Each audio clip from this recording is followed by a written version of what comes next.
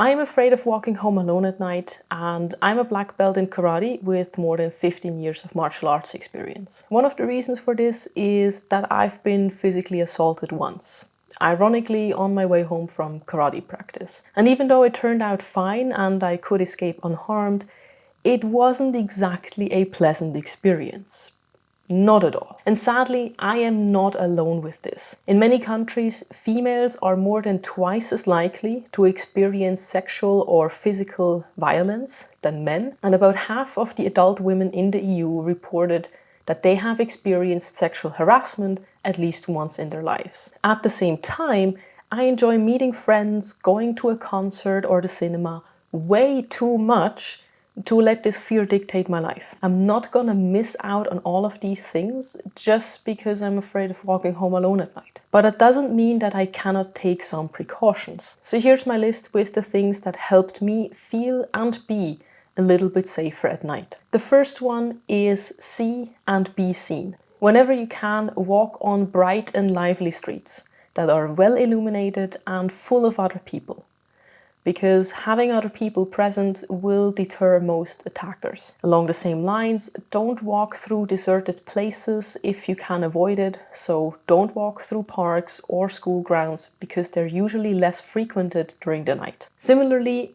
be attentive of your surroundings, so no headphones, don't look at your phone scrolling social media while walking, and instead look out for potential dangers and threats. But equally, do not assume that everyone wants to harm you, because they don't.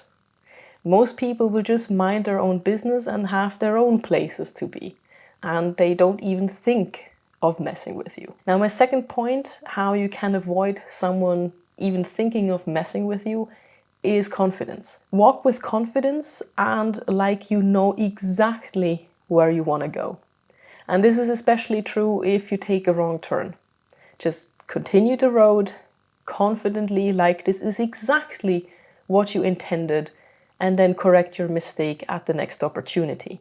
For example, by just walking around the block once. Another thing that might deter an attacker, especially depending on the neighborhood, is to just put on your meanest face you have, because this will signal that you're not someone to mess with. And my third point is having a strong safety net in place. This can be anything from having someone you trust on speed dial to knowing exactly how you can alert emergency services quickly. For example, on the iPhone, tapping the power button 5 times in a row will send a message to emergency services, and if I'm not mistaken, it will also send a text to your emergency contacts, so they know that something's wrong and that you need help. Alternatively, you can also call someone and be on the phone with them while walking home. I know that some areas even offer hotlines with this exact service in case you don't have anyone you can call. But personally, I don't like this too much because it will take away your attention from your surroundings. And lastly, have someone to check in with you. For example, let a friend know that you will text them once you arrive safely at home. Tell them if they don't hear from you in a set amount of time that they should call for help. While this will not prevent something from happening, at least you have the reassurance that if it does, someone knows about it and someone can call for help. And finally, and probably most importantly, trust your gut. If something doesn't feel right, don't force it.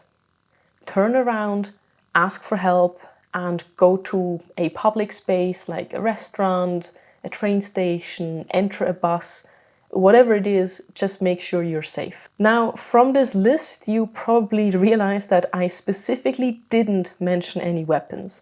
And that's because in many places, they're actually not allowed. Besides, you need to be very proficient in using them.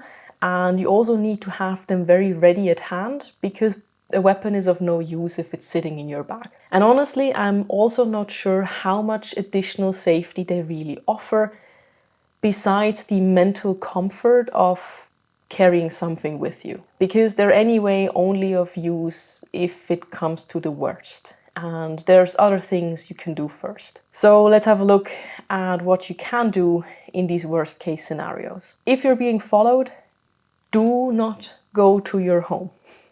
because if you do, they will know where you live. Instead, go to a public space with lots of people around. This can be anything from a restaurant to a well-frequented train station. Text or call someone, let them know that you think you're being followed, and if you can, give them a description of the person, so if it comes to the absolute worst, they at least know how this other person looked like. And finally, ask for help. This can be your friends or just random strangers that are around you. And remember that you can always call the police as well, because they are there to help, also in situations like these. Now, in the absolute worst case scenario of you being attacked, if you can, run away. And I'm saying this as a black belt in karate. This is my official recommendation. It is not cowardly at all, but it is smart. Because not getting into a fight is still the best protection you can get. If the next police station is in runnable distance, then go there. Otherwise, go to the closest public space with lots of people around that can offer some protection. And once you go for it, don't stop, don't look back, just run. Now, if you're being attacked and you cannot run away for whatever reason, fight with everything you have. This is not gonna be a fair fight. So go for the balls, the eyes, and the throat. Scream for help, because sometimes the noise you make is already enough to deter an attacker, because they don't want to draw any unwanted attention onto them. I know that this is quite a dark and heavy topic, but unfortunately it is also a reality for many people, and especially women.